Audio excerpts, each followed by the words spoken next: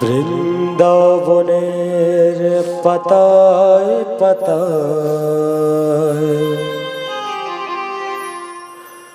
নামটি তোমার লেখা,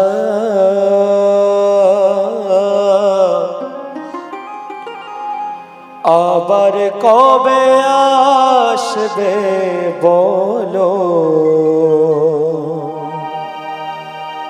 কবে হবে দেখা। বৃন্দাবনে পাতায় পাতায় নামটি তোমার লেখা, আবার কবে আসবে বলো, কবে হবে দেখা। আমি জানি যে ওই অক্রূর আর কেউ না, স্বয়ং তুমি। কে জানি না তোমাকে নাম বলেছে অক্রূর, তোমার নাম তো ক্রূর হওয়া উচিত ছিল। যে চোখ তুমি আমাদেরকে দান করলে, সেই চোখকে আবার নিজে হরণ করতে এসেছো।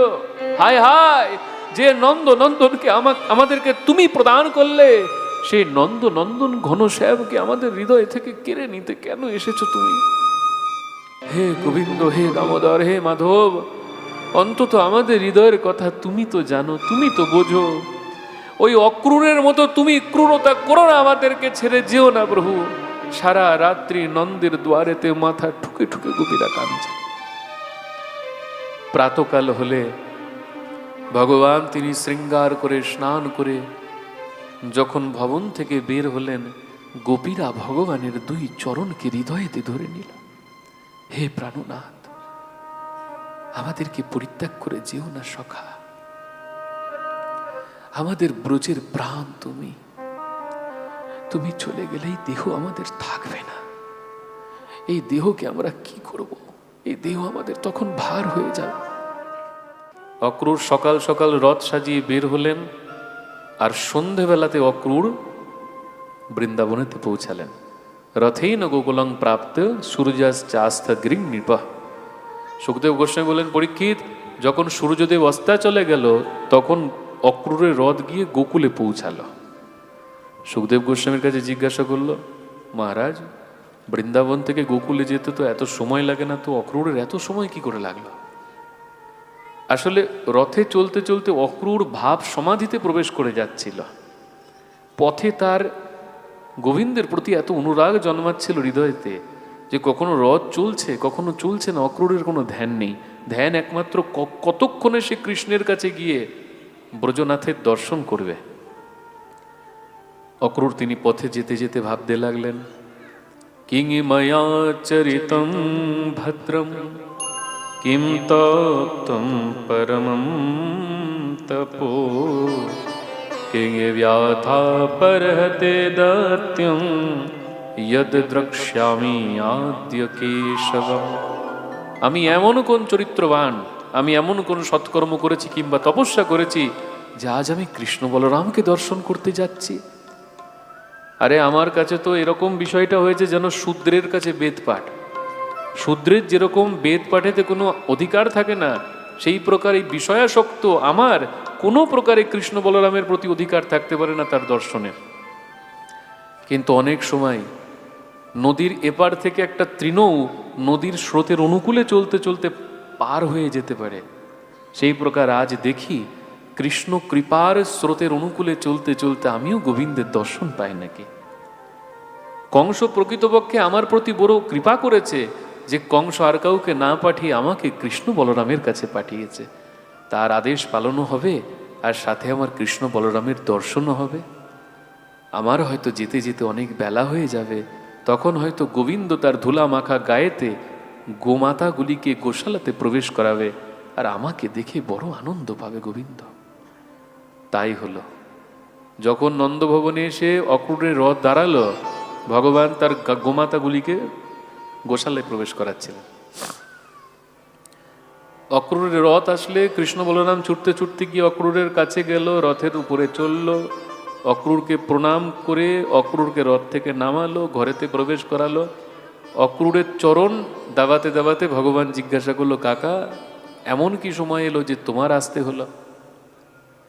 অক্রূর বললেন, কানাই, কংস মহারাজ তিনি তোমাকে হত্যা করতে ইচ্ছুক। ওই পথেতে কালকল্পেন হস্তি না, কুবলয়াপির হস্তির দ্বারা তোমাকে হত্যা করাতে চায়। যদি তাও না হয় তাহলে মল্লযোদ্ধাদের দ্বারা যুদ্ধে বধ করাতে চায়। তাই আমাকে ধনুর্যাগের ছল করে নিমন্ত্রণ করতে পাঠিয়েছে। ভগবান বললেন, কাকা যা আমাকে বলেছো বলেছো, এই কথা কিন্তু আমার পিতামাতাকে খবরদার বলো না, তাহলে কংসবধ হয়ে যাবে। নন্দ যশোদা দেবী যেন কোনো প্রকারে জানতেই না পারে এই কথা। অক্রূর নন্দ বাবার কাছে গেলেন, প্রণাম করলেন। নন্দ বাবা জিজ্ঞাসা করাতে অক্রূর বললেন, মহারাজ, ভোজপতি কংস তিনি একটি বিশাল ধনুর্যাগের আমন্ত্রণ করেছে। সেখানে কৃষ্ণ বলরামকে বিশেষ অতিথি রূপে আমন্ত্রণ জানিয়েছে। নন্দ বাবা বললেন, ঠিক আছে, কানাই তো যাবে, কিন্তু আমি কানাইকে তবে পাঠাতে পারি যদি পিছন পিছন আমিও আমাদের ব্রজবাসীদেরকে নিয়ে যেতে পারি সেই যজ্ঞ দেখতে। যশোদা দেবী নন্দ বাবাকে আলাদা ডেকে বললেন, মহারাজ আপনি এটা কি করলেন? নন্দবাবা বললেন, যশোদা কি করেছি? আরে কৃষ্ণ তো আপনার একার পুত্র না, কৃষ্ণ তো আমারও পুত্র। আপনি কৃষ্ণকে কোন অধিকারেতে মথুরায় যেতে আদেশ করলেন? নন্দ মহারাজ বলছেন, যশোদা তা না করে উপায় কি? ওই ক্রূর কংস নিমন্ত্রণ পাঠিয়েছে। যদি কৃষ্ণ বলরামকে আমি না পাঠাই, কংস যদি ক্রোধিত হয়ে আমার ব্রজবাসীদেরকে আক্রমণ করে দেয়, আমার সেই সামর্থ্য নেই যে আমি কংসের সামনে দাঁড়িয়ে যুদ্ধ করে আমার ব্রজবাসীকে বা ব্রজপুরকে রক্ষা করব। তাই আমি বাধ্য, আমার কিচ্ছু করার নেই যশোদা। যশোদা দেবী মেনে নিলেন। নন্দ বাবা সকল ব্রজেতে খবর পাঠিয়ে দিলেন, তোমরা কে কে ধনুর্যাগেতে যাবে কালকে সকালে প্রাতে প্রস্তুত হয়ে চলে এসো। এই সংবাদ যখন গোপীদের করণেতে গেল, ওহ বিধাতাস্তবনো কচিত দয়া সংয়ো মৈত্রা প্রণয়েন দেহিনা তাংশ্চাকৃতার্থাং বিಯೂನ್ಯ পার্থকং বিক্রীড়িতং তের্ভকচেষ্টিতং যথা। গোপীরা সারা রাত্রি ধরে নন্দ বাবার দ্বারেতে এসে পুরে বিধাতাকে গালাগালি দিতে লাগলো। হে বিধাতা, এত নিষ্ঠুর তুমি, তোমার হৃদয়ে সামান্য মাত্র দয়া নেই। যখন ইচ্ছা হয় নন্দনন্দনের সাথে মেলাও, আবার আমাদের ইচ্ছা পূরণ না হতেই তাকে আমাদের কাছ থেকে কেন কেড়ে নাও? হে বিধাতা, আমাদেরকে কি পেয়েছ? বালকেরা যেরকম পুতুল খেলা করে সেই প্রকার তুমি আমাদের সাথে খেলা করছো। আমরা জানি হে বিধাতা, এই অক্রূর আর কেউ না, স্বয়ং তুমি এসেছ অক্রূরের রূপ ধারণ করে। ক্রূরস্তম ক্রূর সমখ্যয়াস্মন চক্ষুর্হিদত্যম হরসেবতাজ্ঞবত। হে বিধাতা, আমি জানি যে ওই অক্রূর আর কেউ না, স্বয়ং তুমি। কে জানি না তোমাকে নাম বলেছে অক্রূর, তোমার নাম তো ক্রূর হওয়া উচিত ছিল। যে চোখ তুমি আমাদেরকে দান করলে সেই চোখকে আবার নিজে হরণ করতে এসেছো। হায় হায়, যে নন্দনকে আমাদেরকে তুমি প্রদান করলে, সেই নন্দন ঘনশ্যামকে আমাদের হৃদয় থেকে কেড়ে নিতে কেন এসেছো তুমি? एवं ब्रुवाणा बिरहातुरा भृशा ब्रज स्त्रियो कृष्ण विसत्यमानसा विसृज्य लज्जामरुरुदु स्म सुस्वरम् गोविन्द दामो ধর্মাধবী। হে গোবিন্দ, হে দামোদর, হে মাধব, অন্তত আমাদের হৃদয়ের কথা তুমি তো জানো, তুমি তো বোঝো। ওই অক্রূরের মতো তুমি ক্রূরতা করো না, আমাদেরকে ছেড়ে যেও না প্রভু। সারা রাত্রি নন্দের দুয়ারেতে মাথা ঠুকে ঠুকে গোপীরা কাঁদছে। প্রাতকাল হলে ভগবান তিনি শৃঙ্গার করে স্নান করে যখন ভবন থেকে বের হলেন, গোপীরা ভগবানের দুই চরণকে হৃদয়েতে ধরে নিল। হে প্রাণনাথ, আমাদেরকে পরিত্যাগ করে যেও না সখা, আমাদের ব্রজের প্রাণ তুমি, তুমি চলে গেলেই দেহ আমাদের থাকবে না। এই দেহকে আমরা কি করব? এই দেহ আমাদের তখন ভার হয়ে যাবে। তুমি আমাদেরকে ছেড়ে যেও না সখা। ভগবান বললেন, গোপী, পরশু আগমী স্বামী, আজকে যাচ্ছি, কালকে যজ্ঞ দেখব, পরশু দিন ঠিক এই সময় আমি ফিরে। একজন গোপী বললেন, ওরে, আমরা তো এতক্ষণ অক্রূরকে গালি দিচ্ছিলাম, এ দেখি নন্দনের বড় স্বাদ মথুরায় গমন করা। না না না, যদি কৃষ্ণের এটা ইচ্ছা হয়, তার ইচ্ছার বিরুদ্ধে তার পথেতে বাধা হয়ে আমরা কেউ দাঁড়াবো। যদি প্রকৃত কৃষ্ণের ইচ্ছা হয় ব্রজ পরিত্যাগ করে মথুরায় যাওয়া, তবে আজ অব্দি আমরা কৃষ্ণের ইচ্ছাকে কখনো বাধা দিইনি তো সখী। তবে আজ আমরা কি করে বাধা দিয়ে দিই? না না না, কৃষ্ণ তার ইচ্ছা পূরণ করুক, তার উপরে তাকে আদেশ দেওয়ার যোগ্যতা আমাদের নেই। আমরা তার চরণের দাসী, তার আদেশকে পালন করার মাত্র যোগ্যতা আমাদের আছে। ভগবান তিনি রথেতে বসলেন। অক্রূর মহারাজকে ভগবান বললেন, কাকা তাড়াতাড়ি রথ নিয়ে চলো, কারণ এই প্রকার বিলাপ, এই প্রকার ক্রন্দন আমার পথ আটকে না দেয়। অক্রূর তিনি রথ চালাতে লাগলেন বায়ুর গতিতে। পিছন পিছন গোবিন্দের করণেতে একটা শব্দ এলো, লালা কানহাইয়া, লালা কানহাইয়া, একটু দাঁড়া। পিছন ফিরে দেখছেন মা যশোদা একদলা মাখন আর কয়েকটা রুটি নিয়ে আঁচলে বেঁধে ছুটতে ছুটতে গোবিন্দের কাছে আসছে। বলছে, দুই হাত ফেলে, লালা দাঁড়া, লালা তুই আমাদের থেকে চলে যাচ্ছিস? আরে অনেক দূরে যাবি, ওই বিদেশে কে তোকে খাওয়াবে, কে তোকে যত্ন করবে? লালা, তোর বড় খিদে পাবে, একটু রুটি একটু মাখন নিয়ে যা, যখন খিদে পাবে তখন খেয়ে নিবি। বলরাম অক্রূরকে বললেন, কাকা রথ চালাও। অক্রূর রথ চালাচ্ছে, ভগবানের হৃদয় সহ্য হলো না মা যশোদার এই বিলাপ। ভগবান তিনি রথ থেকে ঝাঁপ দেবেন, বলদেব তিনি হাত ধরে বললেন, কানাই, এখন যদি তুই কোনোভাবে রথ থেকে নেমে যাস, তাহলে মা যশোদার বাৎসল্য তোকে আর যেতে দেবে না মথুরায়। ভাই, নিজের লীলাকে ভুলে যাস না। এখন লীলা শক্তি তোকে মথুরায় যেতে আদেশ করছে। ভগবানের নেত্রে তো অজস্র উচ্ছ্বাস হলো। প্রভু তিনি নেত্রকে রুদ্ধ করে বসে গেলেন রথের আসনে। মা যশোদার শরীরে যতক্ষণ সামর্থ্য ছিল ছুটতে লাগলো। ছুটতে ছুটতে হঠাৎ করে পথে একটা পাথরেতে আছাড় খেয়ে মা যশোদা লালা বলে আর্তনাদ করে পড়ে গেল, মূর্ছিত হয়ে গেল, দুই নেত্র ঊর্ধ্ব দিকে উঠে গেল। নন্দ মহারাজ মা যশোদাকে এসে রক্ষা করলেন। ভগবানের রথ চলছে, চলতে চলতে ভগবান তিনি রথে বসে আছেন। অক্রূর বললেন, প্রভু, দূরে পথের মধ্যে একটা শবদেহ পড়ে আছে মনে হচ্ছে। ভগবান বললেন, আরে, আমার বিরহে কোনো ব্রজবাসী প্রাণ ত্যাগ করে দিল নাকি? তাহলে তো মহাদোষ হয়ে যাবে। নিকটে রথ এসে অক্রূর দাঁড় করালো। ভগবান তিনি স্বয়ং রথ থেকে নেমে দেখতে গেলেন কে পড়ে আছে এই প্রকারে। ভগবান দেখলেন পথেতে এই প্রকারে আর কেউ না, শ্রীমতী রাধা রানী পড়ে আছে।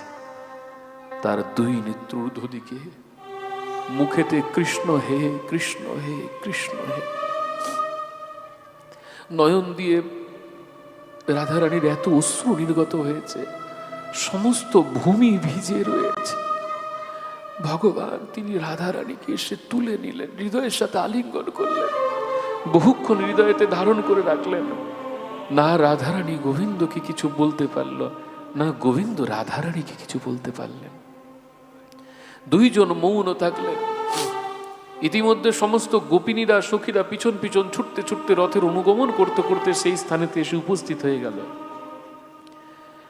ভগবান তিনি রাধারানীর দিকে তাকালেন। রাধারানীর নেত্রেতে এত অশ্রু প্লাবিত হয়েছিল, যেন গঙ্গা যমুনার ধারা বইছিল। ভগবানের নেত্রেতে অশ্রু। ভগবান তিনি রাধারানীর নেত্রের অশ্রু মুছিয়ে রাধারানীকে বললেন, রাধে পরশু আগমিষ্যামি।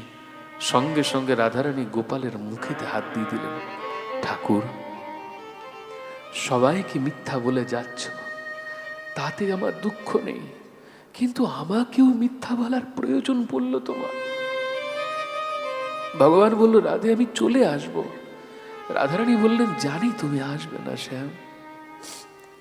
আমার মনে আছে সেই বৈকুণ্ঠে, সেই গোলকে শ্রীরামের অভিশাপ। তুমি বিরজার কুঞ্জেতে বিহার করেছিলে, আমি অধীর হয়ে তোমাকে সেই কুঞ্জেতে দর্শন করতে যাচ্ছিলাম। তখন দ্বার রক্ষী তোমার সখা সুদাম আমাকে বলেছিল, হে রাধিকে, ভগবানকে না দেখে তুমি এই প্রকার অধৈর্য হয়ে যাচ্ছ। আমি কৃষ্ণ সখা তোমায় অভিশাপ করলাম, তোমাকে 100 বছর কৃষ্ণ হারা হয়ে থাকতে হবে, 100 বছর তুমি কৃষ্ণকে পাবে না। হে শ্যাম সুন্দর, হয়তো আজকের থেকে আমার জীবনের সেই 100 বছর শুরু হয়ে গেল।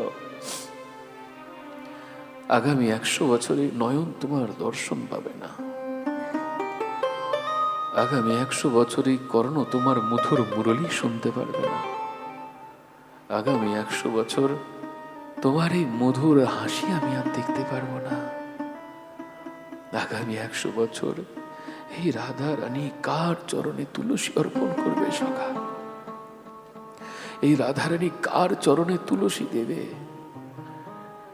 হে ঠাকুর, আমি তোমাকে বলবো না যেও না, আমি তোমাকে সেই কথা বলবো না,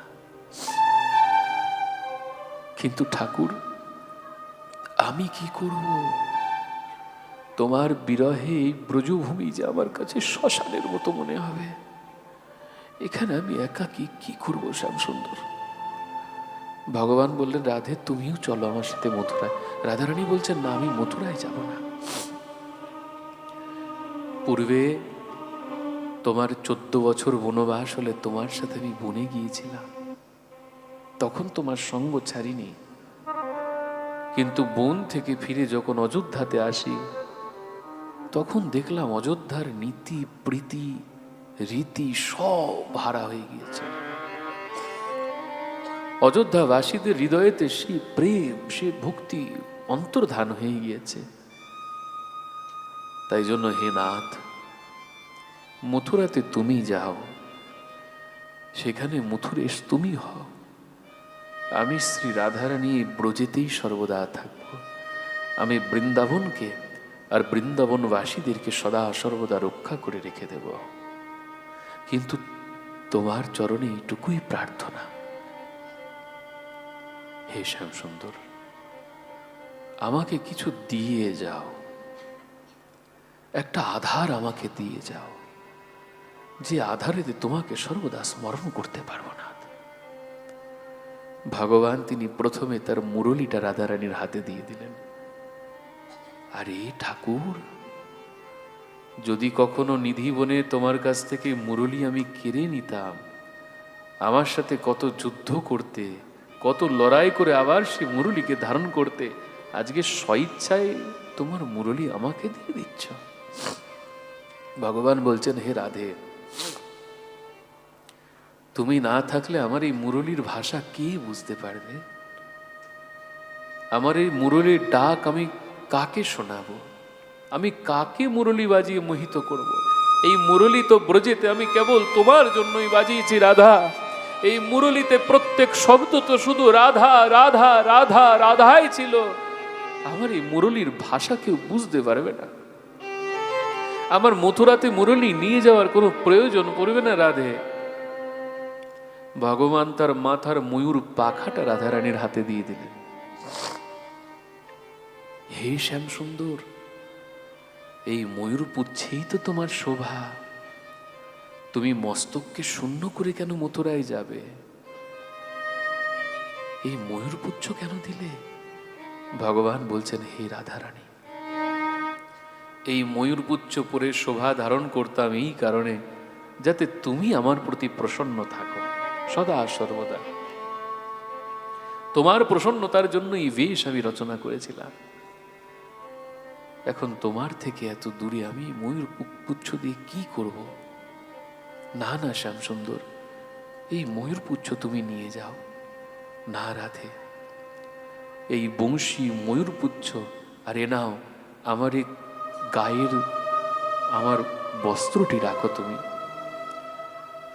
ভগবানের গায়েতে যে কালো কমলি ছিল সেটা দিয়ে দিল রাধারানীকে।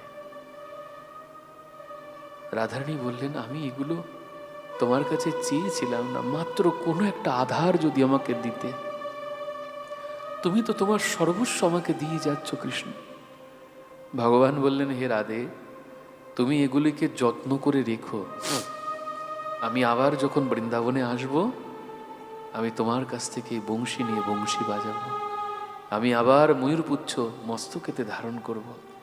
আমি আবার এই কালী কামলিওয়ালা হব। এগুলোকে যত্ন করে রেখো শ্রীজি। রাধারানী বিলাপ করতে লাগলেন। ভগবান রথের উপরতে বসে গেলেন, রথে চালাবেন। এমন সময় সমস্ত গোপীরা এসে ভগবানের রথের সামনে দাঁড়িয়ে গেলেন।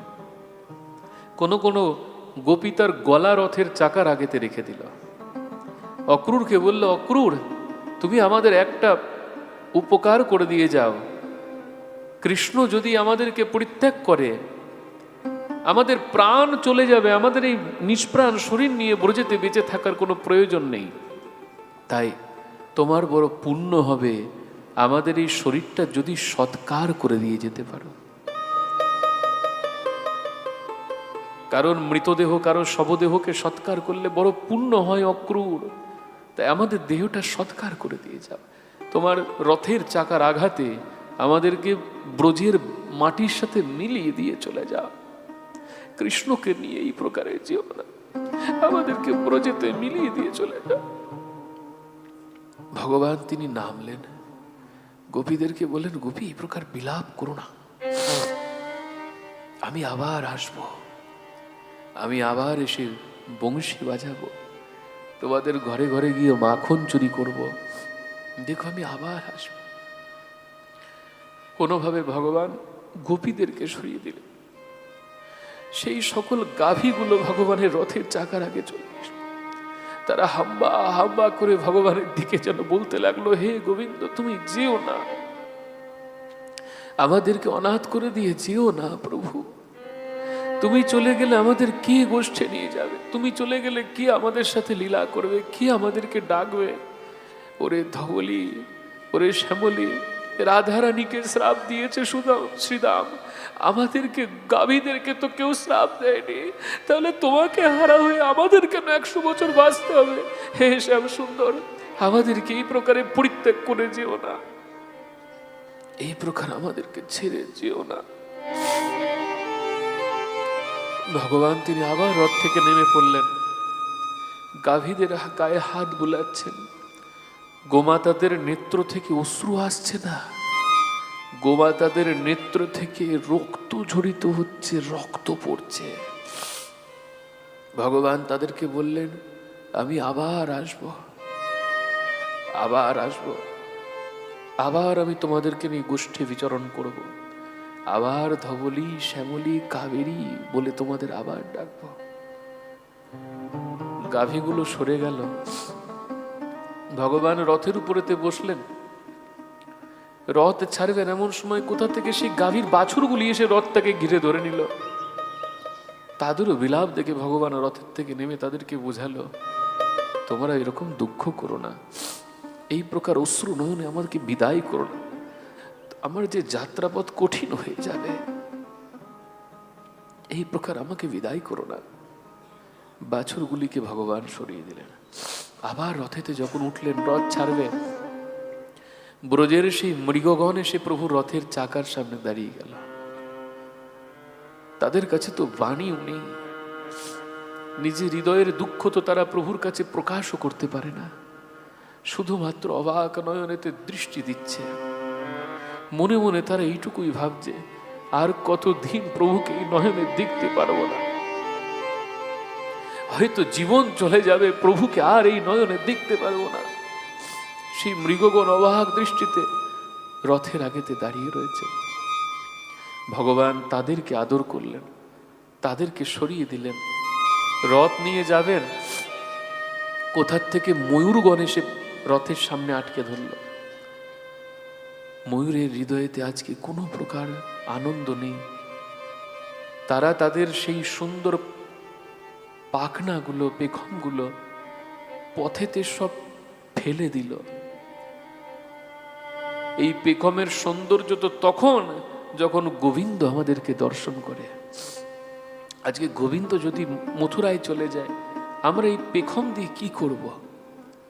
রথের চাকার আগে দাঁড়িয়ে গেল, ভগবান নামলেন, তাদেরকেও আদর করলেন, তাদেরকেও তাদের ভাষাতে বললেন আমি আবার আসব। ভগবান তিনি তাদেরকে সরালেন, রথের উপরেতে উঠলেন।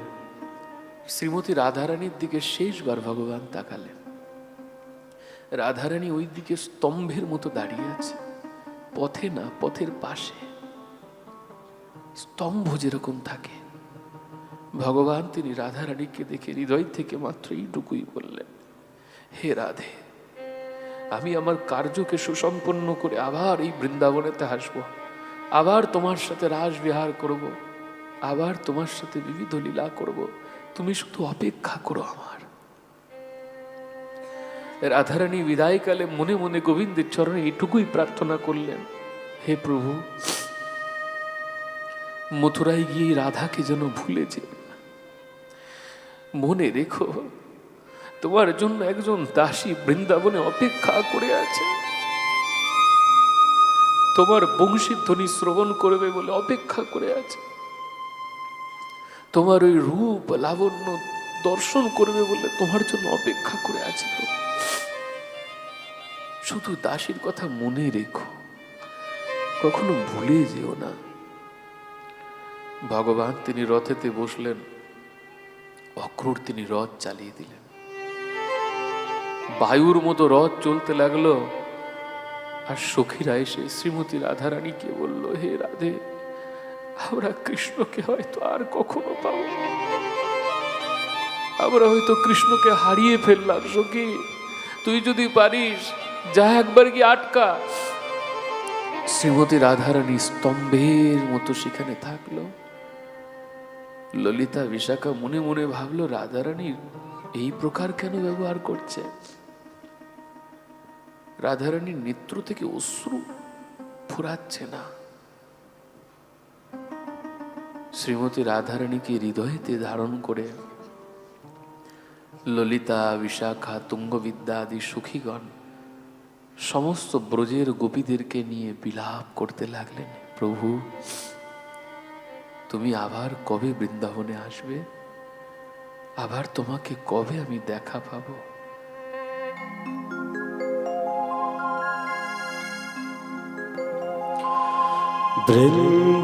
বৃন্দাবনের পাতায় পাতায় নামটি তোমার লেখা,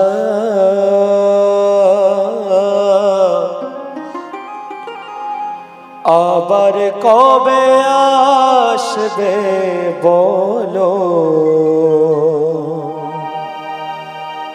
কবে হবে দেখা? বৃন্দাবনে পাতায় পাতায় নামটি তোমার লেখা, আবার কবে আসবে বলো, কবে হবে দেখা? বৃন্দাবনে পাতায় পাতায় নামটি তোমার লেখা,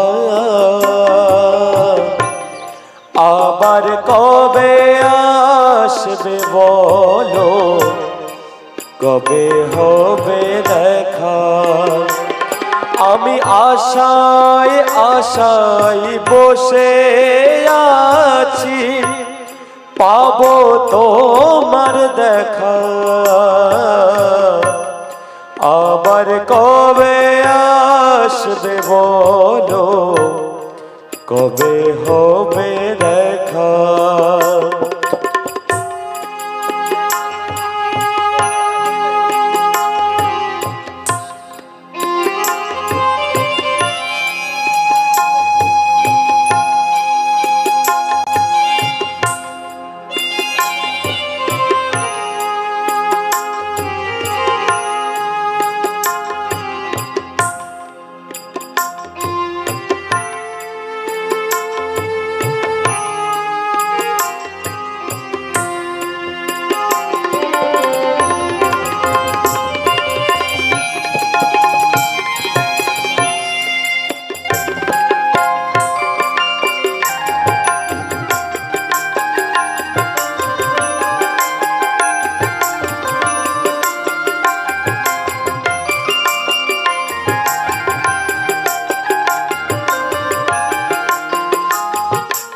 ও ক্রুমুনি রথে চড়ে গেলে মথুরায়,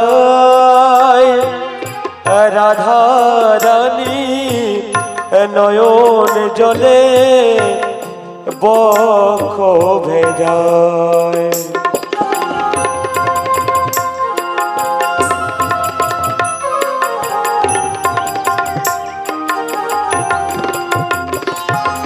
ও ক্রুমুনি রথে চড়ে গেলে মথুরায়,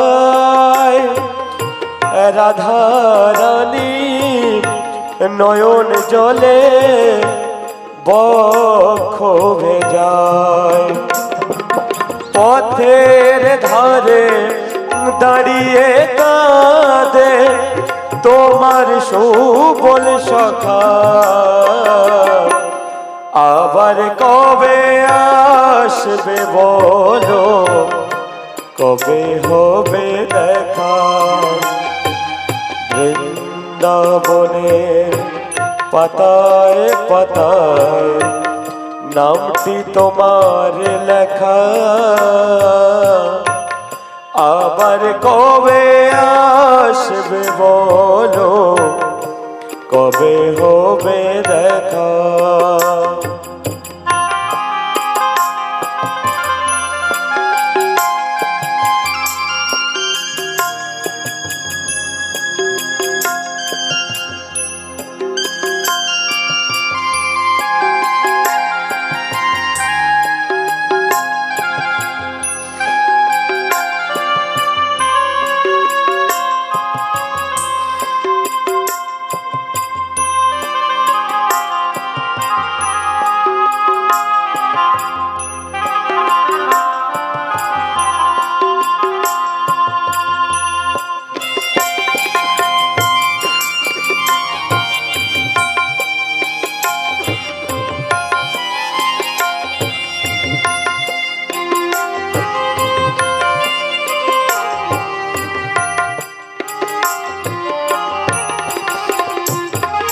কদম তলায় বসে যখন বাজাতে বাঁশুরি,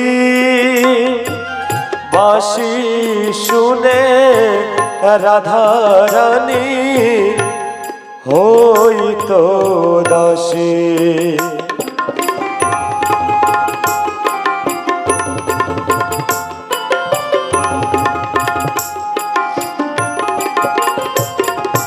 কদম তলায় বসে যখন বাজাতে বাঁশুরি, বাঁশি শুনে রাধা রানী হইতো দাসী। সেই বাঁশি আজো মোদের হৃদে হৃদয় আছে জাকা, আবার কবে আসবে বলো, কবে হবে দেখা। বৃন্দাবনের পাতায় পাতায় নামটি তোমার লেখা, আবার কবে আসবে বলো, কবে হবে দেখা। আমি আশায় আশায় বসে আছি, পাবো তোমার দেখা। আবার কবে আসবে বলো, কবে হবে দেখা। আবার কবে আসবে বলো, কবে হবে দেখা। আবার কবে আসবে বলো, কবে হবে দেখা। एवं ब्रुवाणा विरहातुराभृशम्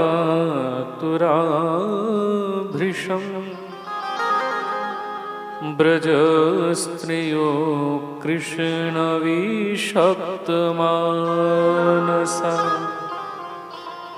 विसृज्यलज्जामरुरुदुष्मसुस्वरम् गोविन्द दामोदर माधवेति।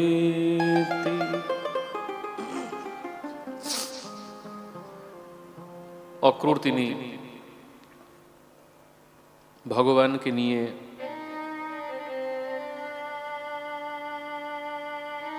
মথুরার আগে একটি যমুনার ঘাটেতে সে রথ দাঁড় করালেন। স্নান করবার জন্য জলেতে নামলেন, জলে ডুব দিতে জলের তলেতে, যমুনার জলের তলেতে কৃষ্ণ বলরামকে দর্শন করলেন। মনে ভাবলেন, আরে আমি তো কৃষ্ণ বলরামকে রথে রেখে এসেছি। জল থেকে উঠে রথে দেখলেন সেখানেও প্রভু বিরাজিত। আবার ডুব দিলেন, সেখানে কৃষ্ণ বলরামের স্বরূপ না, অনন্ত শেষ সজ্জায় প্রভু চতুর্ভুজ নারায়ণকে দেখলেন। অক্রূর তিনি ভগবানের স্বরূপ বুঝে আনন্দে ভগবানকে স্তুতি করলেন। নতোস্মহং ত্বাখিল হেতু হেতুং নারায়ণং পুরুষমাদমব্যায়ম यन्नाभिजाता दरविंद कोशाद ब्रह्मा विराशित यत ईश लोक। हे भगवान, আপনার চরণেতে প্রণাম। আপনার নাভি থেকে ব্রহ্মার জন্ম হয়েছে, সেই ব্রহ্মা সমস্ত সৃজন কার্য পালন করেন। হে পদ্মনাভি, আপনাকে প্রণাম। অক্রূর তিনি সমস্ত অবতারকে স্মরণ করে গোবিন্দের চরণে বন্দনা করলেন। নববিধা ভক্তির মধ্যে বন্দন ভক্তিতে প্রসিদ্ধ হলেন এই অক্রূর। এত সুন্দর স্তুতি করলেন। নমো কারণমৎসায় প্রলয়াব্দিচরায় চ হয়রসৃষ্ণে নমস্তুভ্যং মধুকৈটব মৃত্যবে। সমস্ত অবতারের কথা। হে মৎস্যদেব, আপনাকে প্রণাম। হে হয়গ্রীব ভগবান, প্রণাম।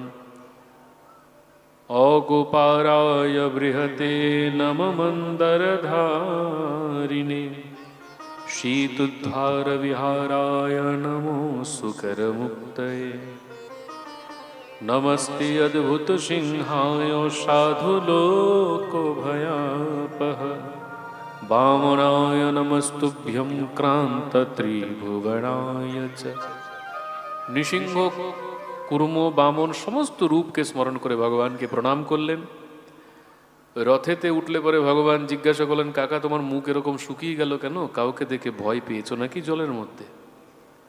অক্রূর ভগবানকে প্রণাম করে মথুরায় রথ নিয়ে প্রবেশ করলেন। ভগবানকে বললেন, কানাই চলো আমার ঘরেতে বিশ্রাম করবে। ভগবান বললেন, না কাকা, যে কাজের জন্য এসেছি সেই কার্য আগে সুসম্পন্ন করব, তারপরে কারো ঘরে যাব। মথুরার পথেতে ভগবান তিনি চলছেন। আর মথুরাবাসীদের কাছে যখন খবর গিয়েছে গোবিন্দ এসেছে, ছুটতে ছুটতে কেউ রাজপথে, কেউ অট্টালিকার উপর থেকে, ওই দেখ যে 6 দিন বয়সে পুতনাকে বধ করেছিল সে চলে এসেছে। কেউ বলে, ওই দেখ যে বৎসাসুর অঘাসুর তাদেরকে বধ করেছে সে গোবিন্দ এসে গিয়েছে। কেউ বলে ওই দেখ যে গিরি ধারণ করেছিল সে গিরিধারী এসে গিয়েছে। আর যারা মথুরার ব্যবসায়ী ছিল তারা ভগবানকে দেখতে পেয়ে খুব খুব লবঙ্গ এলাচ দিয়ে প্রভুকে অভ্যর্থনা করল। কারণ ব্যবসায়ী তারা বুঝেই গিয়েছিল, ব্যবসাদার যারা হয় তারা ভবিষ্যতের কথা বুঝে যায়। তারা টের পেয়ে গিয়েছিল যে এবার কংসের আসন পড়ে যাবে আর সেই আসনে কৃষ্ণই বিরাজিত হবে।